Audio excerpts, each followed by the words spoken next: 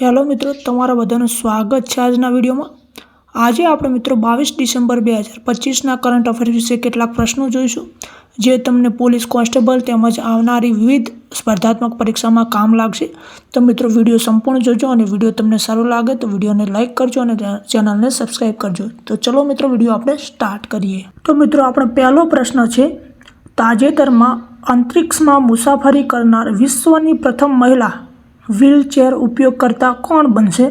તો મિત્રો આનો જવાબ આવશે માઇકેલા બેન્થોસ, જે મિત્રો અંતરિક્ષમાં મુસાફરી કરનાર વિશ્વની પ્રથમ વ્હીલચેર ઉપયોગકર્તા બનશે। ત્યારબાદનો આપણો પ્રશ્ન છે, સંશોધનને પ્રોત્સાહન આપવા માટે ભારતે કયા દેશ સાથે કૃષિ કાર્યક્રમ યોજના 2025 પર હસ્તાક્ષર કર્યા છે? તો મિત્રો આનો જવાબ આવશે આર્જેન્ટિના। ત્યારબાદનો આપણો પ્રશ્ન છે, તાજેતરમાં ઓપરેશન હોકઆઈ સ્ટ્રાઇક કયા દેશ દ્વારા શરૂ કરવામાં આવી છે? તો મિત્રો આનો જવાબ આવશે અમેરિકા। મિત્રો અમેરિકા દ્વારા તાજેતરમાં હોકઆઈ સ્ટ્રાઇક શરૂ કરવામાં આવી છે। ત્યારબાદનો આપણો પ્રશ્ન છે, ઇકો ટુરિઝમ સ્થળોએ પ્લાસ્ટિક પ્રદૂષણ નિયંત્રણ માટે કયા રાજ્યમાં ગ્રીન ડિપોઝિટ યોજના શરૂ કરવામાં આવે છે? તો મિત્રો એમાં જવાબ આવશે મેઘાલય। ત્યારબાદનો આપણો પ્રશ્ન છે, વર્ષ 2025માં સૌથી વધુ શોધાયેલ શબ્દ કયો બન્યો છે? એટલે કે મિત્રો ગૂગલમાં સૌથી વધુ સર્ચ કયો શબ્દ કરવામાં આવ્યો છે? તો એનો જવાબ આવશે મિત્રો જેમિની। ત્યારબાદનો આપણો પ્રશ્ન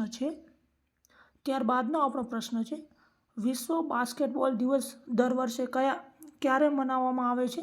તો મિત્રો એમાં જવાબ આવશે 21 ડિસેમ્બર।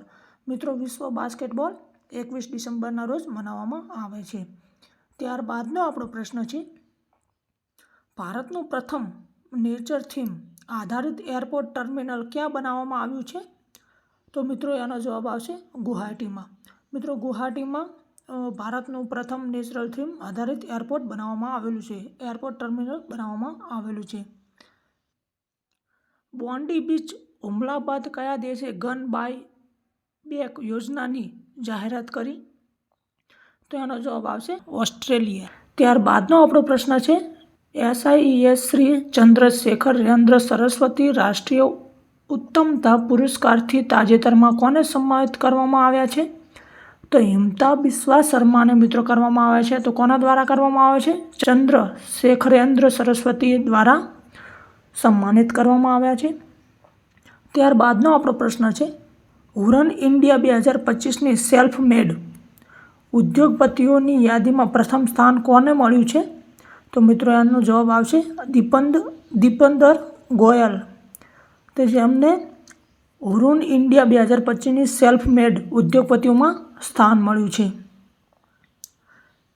ત્યારબાદનો આપણો પ્રશ્ન છે, ભારતીય રેલવેએ બ્રોડગેજ નેટવર્કનું કેટલા ટકા વિદ્યુતીકરણ હાંસલ કર્યું છે? તો એનો જવાબ આવશે મિત્રો 92.2%। ત્યારબાદનો આપણો પ્રશ્ન છે, બ્લૂમબર્ગ 2025ની સૌથી અમીર પરિવારોની યાદીમાં સામેલ થનારો ભારતનો એકમાત્ર પરિવાર કયો છે?